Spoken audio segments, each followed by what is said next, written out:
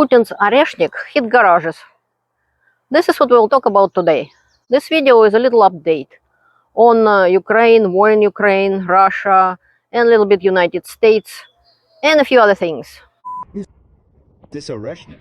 So we got involved. They were not fruitful, unfortunately. My family, my daughter too, bomb shelter sent me message. Azov Corp wiping out with drones Russian resuppliers. See Putin as an evil, but Zelenskyy is also an evil. I'll promise you about Oreshnik. Okay. Shotza? Oreshnik. Oreshnik. Oreshnik.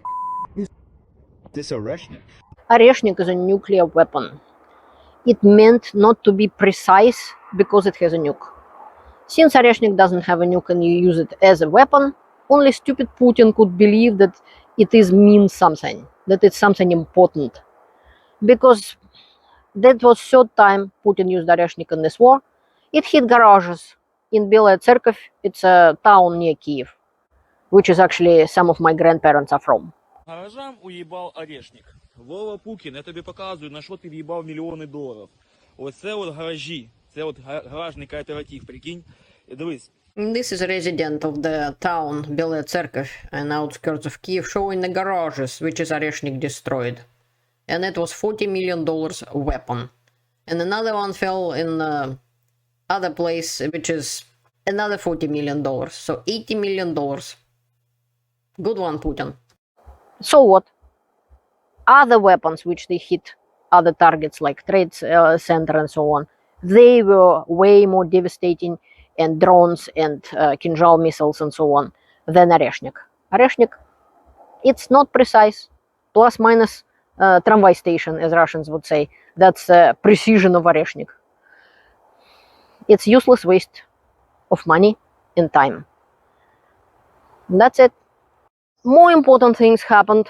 As I told you in the past, that Trump cannot stop the war in Ukraine in one day or in many days. He had 4 years of his first presidency to stop the war. He couldn't. Period. There is a whole video about it. Remember this, my video? And recently, just in these few days, there was a confirmation. Now, finally, United States give up on useless waste of time talking about those stupid negotiations. There is absolutely no negotiations. Nobody asked Trump to interfere. So Rubio in his speech, which I will show you the piece, lied about it. Negotiations on Ukraine under American leadership. Let me just say, we got involved, okay, because we were told we were the only ones that could do it. We were the only ones that the Russians and the Ukrainians would talk to. So we got involved. They were not fruitful, unfortunately. He said that, oh, only we can do this. Look like somebody asked Trump to do it. Nobody asked him. Why not? Because Ukraine knew he can't do it. The only people who can stop the war, either Putin decided to give up and go home. He can stop it like that at any second. He chose not to. And Zelenskyy in Ukraine, if they win and kick out Russia from all the territories of Ukraine, that's only two ways. Putin will not stop this war. Forget that idiotic idea. So, as I predicted, which was nothing really to predict, Trump gave up. And Rubio said, no, we're not going to deal with that negotiations. There are no such talks occurring at this time. But we hope that will change, because that war can only end with a negotiated settlement. It will not end with a military victory by one side or the other, at least from a traditional standpoint of how military victories are defined. Oh, really? And who told him that? I wonder. This is what Kate from Kharkiv has to say. Rubio said that US-led peace negotiations between Russia and Ukraine were not fruitful. Not fruitful? Let's look at the facts. Your negotiators visited Russia 7 times and Ukraine 0 times. You demanded concessions from Ukraine before negotiations even began. And throughout the entire process. And she's talking about cutting off weapon supply entirely and bad mouth in Ukraine and showing up at the doorstep waving a Russian peace plan you demanded to resign immediately. And now, after Ukraine stands more firmly on its feet without your support, you realize you can't pressure us anymore. So your excuse is that you are tired and leaving. How about for once you actually support the victim, which is Ukraine, instead of terrorist Russian regime? Send your team to Kiev, support our fight, and apply real pressure on aggressor. sanction Russia and seize Shadow Fleet instead of handing out sanctions waivers. Do that and maybe negotiations will magically become fruitful.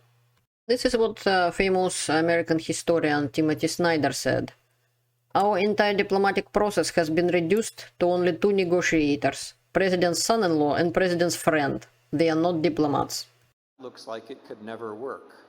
And it can never work. It won't work with Ukraine. It won't work with Iran. In fact, it's already failed with both Ukraine and Iran. But the deeper problem is this. The United States can't help anyone to negotiate a war, the end of a war, unless the United States has a sense of its own interests. And the Trump administration doesn't operate on the basis of American interests. It operates on the basis of what's convenient for a few people around Mr. Trump. I agree with Timothy Snyder on that. So all the Trump talks about how he's buddy with Putin and they're so much friends and they have such a great, fantastic conversations and all that about 7 times, according to Twitter, 7 times American representatives went to Russia and came back with nothing because they were incompetent, useless people. Witkov, Kushner, they knew nothing about the war in Ukraine, and Putin personally selected Witkov to be American envoy. So he told America what to do, and America sent him as an envoy, which he had no idea what is happening there, absolutely zero.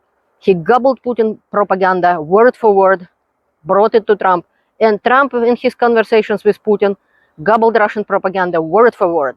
None of this is true. Now let's talk about what is happening on the front. Russia is losing. Russia can't get anything. Russians kicked out of Kupiansk. And even like few people who were in town, they were killed. Some of them trying to sneak in on the outskirts, but there is nobody, unless maybe 2 or 3 people left somewhere in Kupiansk. That's it. So meanwhile, Putin still lying about the Kupiansk is controlled by Russia. Zero truth in it. And I wish to see Putin or Gerasimov or both, or maybe Putin and Trump show up in Kupiansk and walk down the street. I would love to see that. But it will not happen because Kupiansk controlled by Ukraine, liberated by Ukraine long ago. And Zelenskyy actually showed up there. Period. So nothing on the front besides Russia losing every day more people. All they can do right now with all the drones flying around and killing majority of Russians, they killed by drones. Majority of deaths is happening by drones. Drones seeing from above everything, like when military equipment show up and this and that. So nothing Putin can do, zero. And Putin's army is losing. That's why Putin is keep whacking Ukrainian civilians that hit on Kiev. I showed you in the past. This is current times, one of the real good news nowadays, and they actually auto-dubbed now, so I can show you something a little bit. 87 wounded following a massive Russian military strike on Kyiv on Sunday night. Russian troops launched 90 missiles and 600 drones at the Ukrainian capital. The attack lasted 6 hours. Ukraine also hit Russia, but they hit valid military targets. They hit oil station, very important one in, I think, Vladimir region. Ukraine continue its strikes on oil refineries and oil holding tanks and so on, and other things which helping Putin to continue his war. Russia has just suffered the largest oil catastrophe of the entire war. In May alone, Ukrainian special services and the Magyar Birds units destroyed or seriously damaged 11 of Russia's largest oil refineries, an absolute record. These are the cities: Sызrань, Moscow, Rязань, Nizhny Novgorod, Perm, Kirshi, Kuybyshev, Tuapse, Yaroslavl, Primorsk and Tamань. Russia's key oil processing giants were turned into fiery hells one after another. Now the Kremlin, facing more than just problems selling oil, it risks running out of fuel for its own army. According to Jay in Kiev, Russia's land bridge to Crimea is no more. Videos like this are now coming in every 20 minutes. Berdyansk. This is a city. This is that road of death in Crimea, going to Crimea from Rostov-on-Don. This is Ukraine Azov Corp wiping out with drones Russian resuppliers on this road. And now Russians come up with another propaganda stunt. It sounds like the drone or whatever hit in Starobelsk, like a college. And Russians started to scream and squawk about, oh, children get hit. As far as I saw, there was no children there. People there were like 19, 21, and some guy was 1969, born in 1969. So he's older than me. And this is what happens when you use civilian facilities for military targets, for military actions. Like if, and the Russians doing right now, in schools, there is now a class where the children learn how to, like using soldering iron or whatever, produce drones. So that make them valid military targets. And it is outrageous. This is a war crime, basically, to involve children in war. In this case, I don't see proof of any children there at all. Whoever was doing military actions there, working for the war effort, if they get hit, this is what happens. These are so-called innocent students at college in Starobelsk. Meanwhile, they themselves proudly show how they are misusing precisely this college as a military base for drone pilots and for recruitment. I agree, the students are being instrumentalized here as a human shields, and attacks on Ukrainian civilian infrastructure and civilians are being justified with such nonsense. Simply repulsive. Because of that alleged attack on the innocent civilians in school, Russia openly announces that it intends to render Kyiv uninhabitable within a month through a series of attacks. At the same time, according to data verified by the UN and UNICEF as of November 2025, 1,611 Ukrainian schools have been damaged or destroyed by Russia, verified cases only. The actual figure is significantly higher, approximately 4,500 attacks on schools. This is Russian mindset. We call it an excuse for a further genocide. Despite Russia's threats, more than 70 heads and representatives of foreign diplomatic missions visited the sites of recent Russian strikes on Kyiv.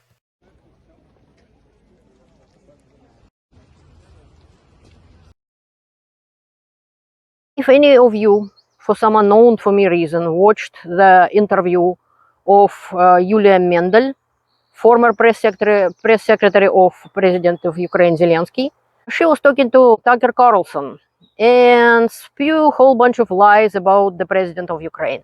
See Putin as an evil, but Zelenskyy is also an evil. Who is he? I just want to clarify a few things. There is no point to watch it. Basically, one Putin's puppet, Mendel, give the interview to another Putin's puppet, Tucker Carlson. I have a whole video on Tucker Carlson, by the way, on my channel. I'll provide the information. You can see a whole bunch of Putin's assets, and one of them is Tucker Carlson. But get to the point. Mendel stopped being a press secretary of Zelenskyy in 2021. So before the full-scale invasion in 2022 when Russia attacked Ukraine. So she was not involved in any way. She didn't have any information. She didn't have any more information than any one of us. She was not a part of the delegation of Ukraine who were in Istanbul. And of course, she could not know anything more than we do about that. I personally researched this so-called Istanbul agreements and so on, and I made a special video with a whole bunch of information provided in the description, where you can see for yourself and read the documents for yourself what was discussed in Istanbul. A video with leader of Ukrainian delegation Arahamian, where he disproved all the Russian lies and propaganda that, oh, Boris Johnson showed up and told Ukrainians what to do, don't make a deal and this and that. Nobody could make a deal in Istanbul. The only two people who could sign anything was Putin and Zelenskyy. Neither one of them was in Istanbul. This is what pointed out Arahamian. Johnson wasn't president of Ukraine. So none of this is true, period. And Mendel did not provide any information or any sources. As soon as you hear some unknown sources, you should be very much on guard. It's most likely nothing. it most likely garbage information. And in the end, it was absolutely disgusting that she was talking respectfully to the Putin, who was actually murdering people in Kherson, where she is from, making a basically human safari in Kherson, hunting people to practice the drone operators by hunting civilians in Kherson with the drones. There is no absolutely reason to even listen to this or believe any of this, period.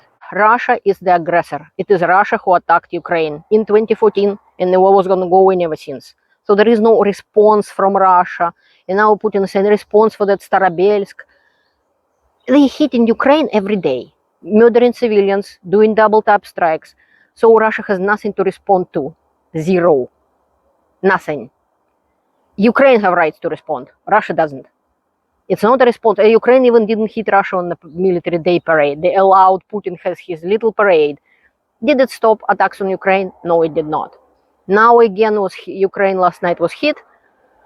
It was civilian buildings, it was supermarket, and so on. This is what Russia does every day. And if Russia could have stopped Ukraine and killed more Ukrainians, they would. They just can't. They're doing what as much as they can, and they can't make Ukraine to give up. And if Putin is thinking that he can break Ukrainian spirit, I'll tell another story. If you heard, there is such a famous Ukrainian boxer, Oleksandr Usyk. So he just had a fight and won championship. He won the fight with Verhoeven, the kickboxer from Netherlands. And actually during the shelling of Kiev, Shetelman was filming and showing that fight, and Ukrainians was watching the fight. Because they tired of being afraid, they tired of the war, and they're trying to live as normal life as possible. So they were watching the fight, and there were sirens heard, and blow-ups was heard during the broadcast of that, and Usyk won. And in his speech, he said that my family is in Ukraine. They're sitting in a bomb shelter, getting bombed. My family, my daughter too, bomb shelter, send me message, Papa, I love you, you win. That's what he said in his victory speech. Putin is so thrilled with his achievements. He can't even scream hurrah.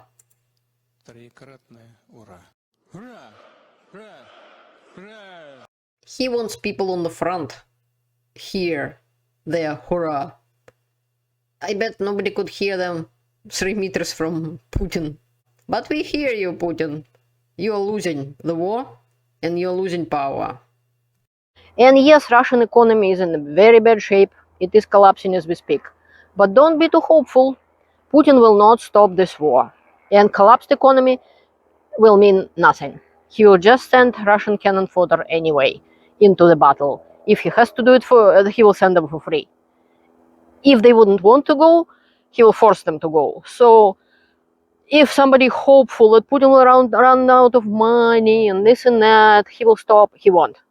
So make sure you help Ukraine, because only decisive military victory of Ukraine will stop this war. Please learn the truth, stay informed, and help Ukraine. Thank you for watching. See you later.